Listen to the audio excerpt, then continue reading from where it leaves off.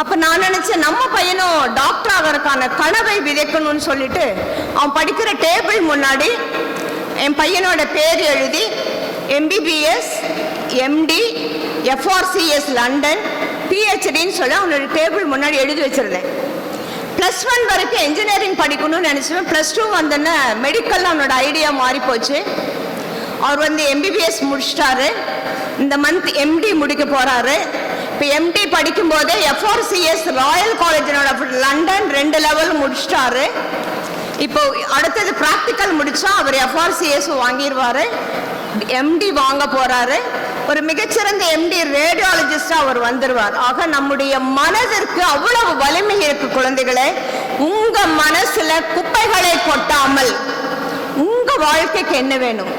ஒரு நல்ல வேலை, நல்ல சம்பளம், நல்ல கணவன், நல்ல மனைவி, இது எல்லாமே நீங்க ஆசைப்பட்டால் இந்த உலகம் உங்களுக்கு கொடுக்கும். ஆனா அதற்கு நீங்கள் உழைக்க தயாராக இருக்கணும். நீங்க வாங்குற இந்த வெறும் பட்டம் மட்டும் பத்தாது.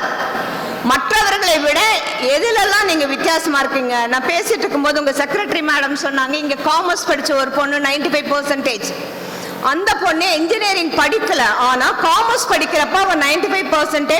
மற்றவங்க கிட்ட இல்லாத கோர்சஸ் எல்லாம் அவ படிச்சு இன்னைக்கு இன்ஜினியரிங் கிராஜுவேட்டுக்கு ஈக்குவலா சம்பளம் வாங்கிட்டு இருக்கான்னு சொன்னாங்க.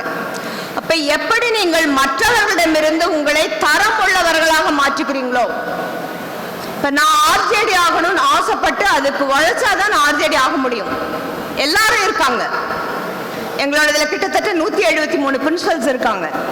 அது யாரெல்லாம் RJD ஆவதற்கு உழைத்து தகுதியை வளர்த்துக்கிட்டாங்களோ அவங்களுக்கு மட்டும்தான் அரசாங்கம் RJD கொடுத்துச்சு. அந்த மாதிரி நீங்க இத்தனை பேர் 720 பேர்ல யாரெல்லாம் சுந்தர் பிச்சை மாதிரி ஒரு CEO ஆகணும்னா நீங்க அதுக்கு உழைக்கணும். எல்லாருக்குமான 24 மணி நேரம் இருந்தாலும் யார் அந்த 24 மணி நேரத்தையும் பெஸ்டா யூட்டிலைஸ் பண்ணிக்கிறாங்களோ அவங்களுக்கு தான் இந்த உலகம் ஆசைப்பட்டதை கொடுக்கும். இப்ப உங்களுடைய இந்த கல்லூரி நிறுவன தலைவர் கூட அப்படிதான். அவங்க இந்த ஊர்ல பிறந்துட்டு இந்த மாதிரி ஒரு காமதேனுன்னு ஒரு நிறுவனத்தை கொண்டு வரணும், இவ்வளவு குழந்தைகளுக்கு படிப்பு கொடுக்கணும்னு அவர் கனவு கண்டதுனாலதான் அது இன்னைக்கு சாதனையா மாறுச்சு. அந்த மாதிரி நீங்கள் உங்களுடைய வாழ்க்கையில என்ன வேணும்னு ஆசைப்பட்டு அதற்கு திட்டம் போட்டு உழைப்பதற்கு தயாராக இருந்தால் இந்த உலகம் எல்லாவற்றையும் உங்களுக்கு கொடுக்கும். ஆகவே இன்றைக்கு பட்டம் பெறக்கூடிய இந்த நாள்ல நான் சொல்ற அடுத்த செய்தி, உங்களோட வாழ்க்கையில என்ன பிரச்சனை வந்தாலும் மூவ் ஆன், இதுவும் கடந்து போகும். ஒரு அந்த கதை உங்களுக்கு தெரியும்னு நினைக்கிறேன். ஒரு ராஜா ரொம்ப வெற்றி பெற்ற ராஜாவா இருக்கான். அப்போ ஒரு போட்டி அறிவிக்கிறான். இந்த மாதிரி ஒரு வாசகம் ஒன்று எழுதிட்டு வரணும், அது எல்லா காலத்துக்கும் பயன்படுறதா இருக்கணும், அவங்களுக்கு நிறைய பொண்ணு பொருள் எல்லாம் கொடுக்குறேன்னு அனௌன்ஸ் பண்றான். இப்போ நிறைய பேர் நிறைய வாசகம் எழுதிட்டு வராங்க. அந்த வாசகெல்லாம் அவனுக்கு பிடிக்கல. அப்போ ஒரு நாடோடி மாதிரி பஞ்ச பிரதேசி மாதிரி ஒரு அழுக்கடைஞ்ச ஆடையோட ஒருத்தன் வரான். அவன் ஒன்று எழுதி கொடுக்குறான். அப்போ அது என்னன்னா, கஷ்டப்படுற காலத்திலையும் அந்த வாசகம் பொருந்தணும், சந்தோஷப்படுற காலத்திலையும் பொருந்தணுங்கிறது. அப்போ அது அவன் அந்த வாசகத்தை படிச்சு பார்க்கறான். அப்போ அந்த எழுதிட்டு அந்த ஆள் சொல்றாரு, இப்போ நீ இதை படிக்க மற்றவங்களுக்கு படிச்சு காட்டக்கூடாது, உனக்கு கஷ்டம் வரும்போது இதை நீ படிக்கணும்னு சொல்றார். இது எப்பொழுதுமே உன்னுடைய இடுப்புல நீ கட்டி வச்சுக்கணும்னு சொல்றாரு. இப்போ ராஜா அவனுக்கு பரிசெல்லாம் கொடுத்து அனுப்பிடுறாரு. இப்போ பக்கத்து நாட்டு ராஜாக்கள் எல்லாரும் ஒன்னா சேர்ந்து இந்த ராஜாவோட சண்டை போட்டு இவனை நாட்டை பிடுங்கிடுறாங்க. இவன் ஒரு குகையில போயிருக்கான். சாப்பிட்றதுக்கு ஒன்றும் இல்லை, கூட யாரும் இல்லை, ரொம்ப கஷ்டமா இருக்குது. அப்போ இந்த பரதேசி சொன்னது ஞாபகம் வருது. அந்த வாசகத்தை அவன் எடுத்து படிச்சு பார்க்கறான். அதுல எழுதப்பட்டிருந்த வாசகம், இதுவும் கடந்து போகும். இது என்னுடைய வாசகம். எல்லா நாளும் நான் நினைச்சுக்குவேன், என்ன பிரச்சனை வந்தாலும் என்ன சந்தோஷம் வந்தாலும் மனசுக்குள்ள கொண்டு போக கூடாது. ஏன்னா எல்லாமே கடந்து போகும், எதுவுமே நிரந்தரம் இல்லை. அப்ப இந்த ராஜா இதை படிச்சுட்டு என்ன பண்றான், அவனுக்கு யாரு நண்பர்களா இருந்தோ அவங்களெல்லாம் கூப்பிட்டு சேர்த்தி படை திரட்டி மறுபடியும் அவன் நாட்டை பிடிச்சிடறான். அப்போ உங்க வாழ்க்கையில என்ன பிரச்சனை வந்தாலும் இன்றைக்கு பார்க்கலாம், எல்லா இடத்துலயும் சின்ன குழந்தையில இருந்து பெரிய குழந்தைங்க வரைக்கும் ஸ்ட்ரெஸ்ஸுங்கிறாங்க. நீங்க அந்த ஸ்ட்ரெஸ் நினைச்சாதான் ஸ்ட்ரெஸ். சில பேர் என்ன பண்றாங்க, முட்டாள்தனமா தற்கொலை பண்ணிக்கிறாங்க.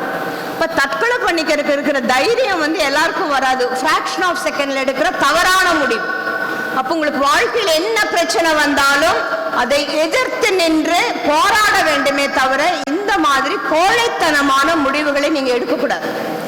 அதனாலதான் சைக்காட்ரிஸ்ட் என்ன சொல்லுவாங்கன்னா, சாயந்தரம் 6 மணிக்கு மேல நம்ம ரொம்ப இமோஷனா இருப்போமா, அப்ப நீங்க எந்த முடிவு எடுத்தாலும் சாயந்தரம் 6:30 மணிக்கு மேல அந்த முடிவு எடுக்க கூடாது. அப்போ உங்க முடிவு எடுக்கிற அந்த நேரத்தை ஒத்தி போடுங்கள். 5 நிமிஷம் கோபம் வருது, மனசை மூடி அப்படியே உட்காருங்க, அமைதியா உட்காருங்க. 5 நிமிஷம் கழிச்சு அந்த கோபம் போயிடும். ஏன்னா கோபத்தில் எடுக்கிற முடிவு நிறைய பேரை பாதிக்கும், நம்மையும் பாதிக்கும். ஆக வாழ்க்கையில் என்ன சிரமம் வந்தாலும் அதை எதிர்கொள்ளக்கூடிய தைரியத்தை நீங்கள் வளர்த்தி கொள்ள வேண்டும். அப்படின்னா நிறைய படிக்கணும், நல்ல நண்பர்கள் இருக்கணும் உங்களுக்கு. இப்ப நம்மை வழி நடத்துவது புத்தகங்கள். நான் சொன்ன மாதிரி அந்த சீக்ரெட் புத்தகத்தை கட்டாயம் எல்லாரும் வாங்கி படிங்க. இந்த உலகம் நீங்கள் கேட்கிற எல்லாவற்றையும் கொடுக்கும். ஆகவே அன்பு குழந்தைகளே, இந்த பட்டம் வாங்க போகக்கூடிய இந்த நாள்ல உங்களுக்கான வாழ்க்கையை நீங்கள் திட்டமிடுங்கள். இந்த பிரபஞ்சம் உங்களுக்கு எல்லாமும் கொடுக்கும். உங்களுடைய வாழ்க்கை முழுவதும் உங்களுக்காக தன்னுடைய ரத்தத்தை வியர்வையாக சிந்திய பெற்றோர்களையும் உங்களோடு சேர்ந்து அழைத்து செல்லுங்கள். எல்லாம் வல்ல இறைவன் எல்லாவற்றையும் உங்களுக்கு கொடுக்க வேண்டும் என்று இந்த தருணத்திலே வாழ்த்து அமைகிறேன். நன்றி, வணக்கம்.